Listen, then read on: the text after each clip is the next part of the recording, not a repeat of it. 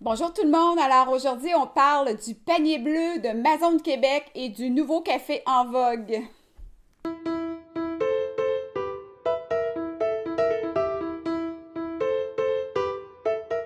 Bonjour, aujourd'hui il fait beau et ça donne le goût de prendre du café glacé même s'il fait pas si chaud que ça.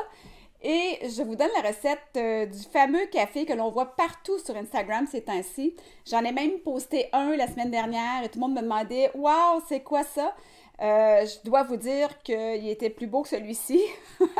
C'était ma fille, Elisabeth, qui l'avait fait. Et moi, aujourd'hui, j'ai tenté de faire la recette de mes filles. Et le résultat n'est pas extraordinaire, mais ça goûte quand même très bon. Moi, comme d'habitude, j'ai changé un peu la recette et c'est peut-être pour ça que ça ne donne pas le résultat, mais je vous donne la recette originale. Alors au départ, on met 2 cuillerées à table de café instant, mais moi, j'aime pas ça du café instant, donc j'ai mis de l'espresso. Et ensuite, on met 2 cuillères à table de sucre. Moi, j'ai essayé avec du sirop d'érable et ça mousse pas, ça prend vraiment du sucre. Peut-être qu'on pourrait en mettre un peu moins parce que c'est vraiment sucré. Et là, on fouette jusqu'à consistance, je dirais, mousseuse.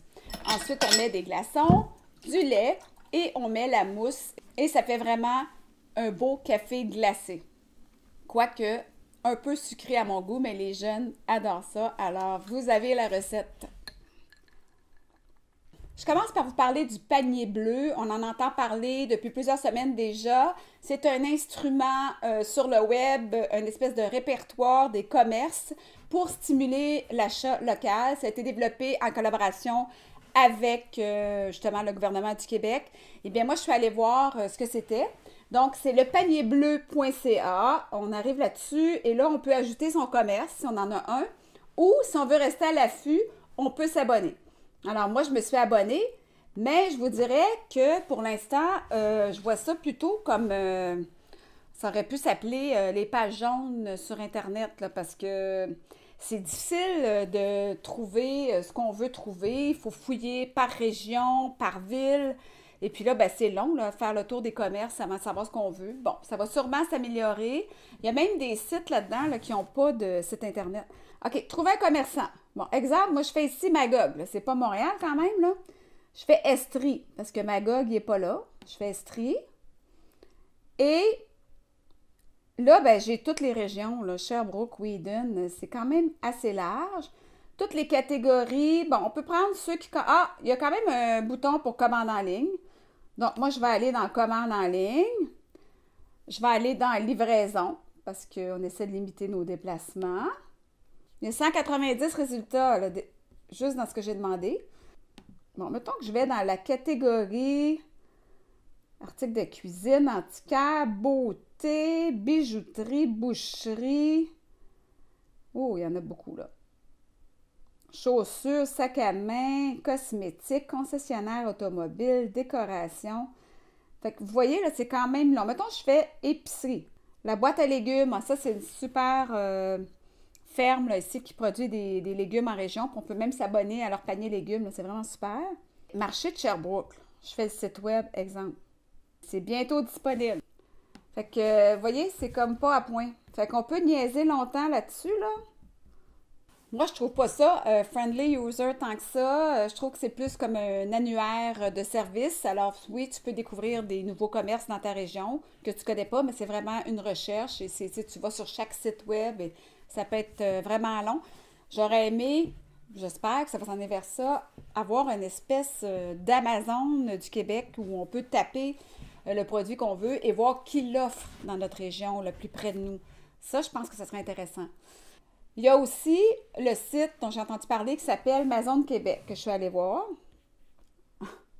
Ça sort Amazon. Attendez, on va avoir de la misère. On va souvent tomber sur Amazon, d'après moi. Maison de Québec. On va essayer ça. Donc, ici, c'est une plateforme transactionnelle qui présente les produits et les services des entreprises d'ici. Donc, Maison de Québec, ça se limite aux produits fabriqués ici et aux produits qui sont conçus, dessinés ici, mais qui peuvent aussi être fabriqués ailleurs. Alors, il y a quand même une nuance. Il faut faire attention avec l'information qu'on circule. C'est sûr que c'est pas toutes des Made in Québec là, étampées ici dans nos usines. Il va falloir reconstruire tout ça, ces usines-là, parce qu'avec la mondialisation, on a envoyé pas mal tout à l'extérieur et c'est même difficile de fabriquer ici.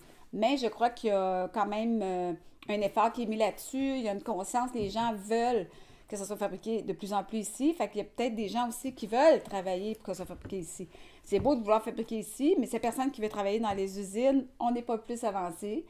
On peut inscrire son entreprise. Si on est un particulier ici, on peut s'inscrire, puis quand la plateforme va être en ligne, bien, on va recevoir des nouvelles pour nous dire comment ça fonctionne.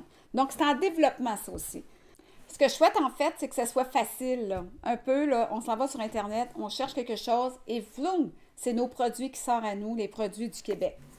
Je pense que Amazon est capable de le faire, je pense qu'on est capable de le faire.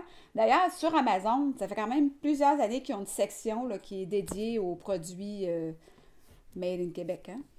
Aujourd'hui, je vous propose une série que j'ai adorée sur tout.tv. Cette fois, c'est sur tout.tv extra.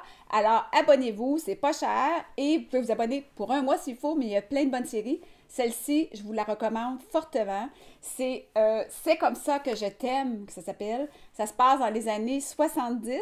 C'est deux couples qui sont en crise et qui vont devenir les pires criminels de la région de Québec. C'est vraiment bon. C'est écrit par François Letourneau et Jean-François Rivard, celui qui a fait Série Noire, Les Invincibles. Alors, vous voyez du genre, je te dirais, en plus drôle, même si c'est un peu de l'humour noir, si on veut. C'est l'histoire de deux couples en pleine crise et à ce moment-là, dans les années 70, le divorce n'était pas vraiment à la mode, si je peux dire. Et ils vont devenir les pires criminels de la région de Québec. Donc, tout un revirement de situation. Vous allez voir, c'est vraiment intéressant. Je vous conseille ça. La distribution est fabuleuse avec les comédiens François Letourneau, Marilyn Castonguay, Karine Gontier-Inman et Patrice Robitaille. Donc, je vous conseille ça sur tout.tv. En terminant, ben, je voulais vous parler de mes petites pousses. Ça s'en vient bien, hein? Ça fait pas si longtemps.